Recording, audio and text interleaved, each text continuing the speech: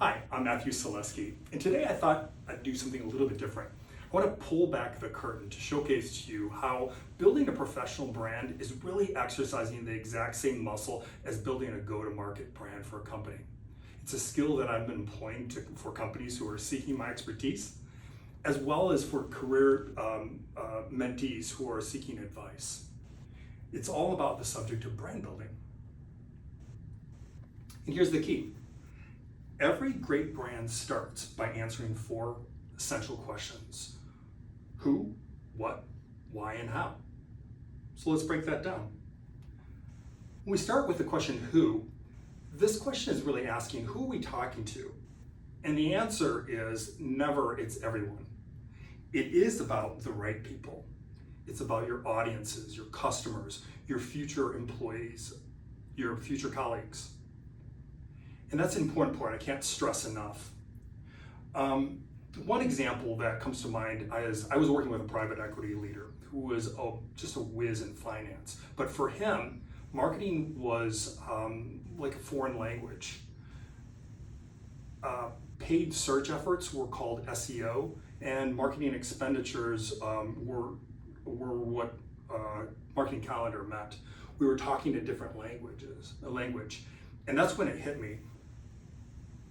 It was really my responsibility, not his, to understand his language and really solve the gap and bridge it to the actual problem that we were trying to solve. This is what they mean when they say know your audience. By that same token, we have to understand what we're about. What's your unique point of view? What's your differentiation? What's the value that you bring? Because a brand without a core message is kind of like a boat without a rudder. So when I think about my career, I think about all the milestones that I've had throughout my career.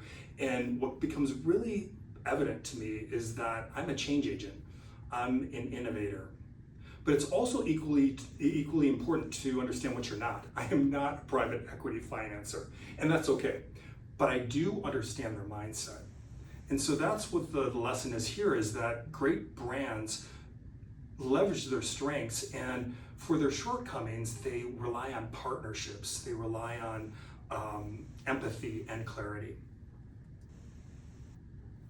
So now that we've understood who we're talking to and what we're about, we have to answer the question why. Why should they care? And the answer is never about you. It's about what you can do for them. Whether it's growing a company, elevating a team, or building a genuine connection. And that's what comes to mind for me comes from LinkedIn's own B2B Institute, which is their think tank. They have a model called category entry points. And category entry points essentially are saying, talk to customers in terms of what matters to them, not what matters to you. Make sure you're speaking in their language, not about what you're trying to sell them. Doesn't that language sound awfully like the concept of empathy? Connecting audience needs with your message, that sweet spot in between. And then this brings us to the final point, which is how. How do you show up consistently? Because a good brand is all about a rhythm, it's a pattern, it's an experience. And that's what I'm doing here. I'm taking all of my skills and I'm putting them under what we call content pillars, 4 content pillars: strategic marketing, transformation and operational excellence, human-centered innovation, career perspective, and personal growth. And I think that's the secret sauce, is how you tell your story is your brand.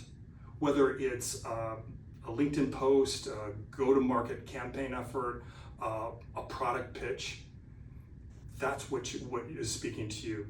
And so I appreciate your being on this journey with me. And one question I would ask of you all is, if you have a great example of a brand that's resonated with you, I'd love to hear about it. Thank you.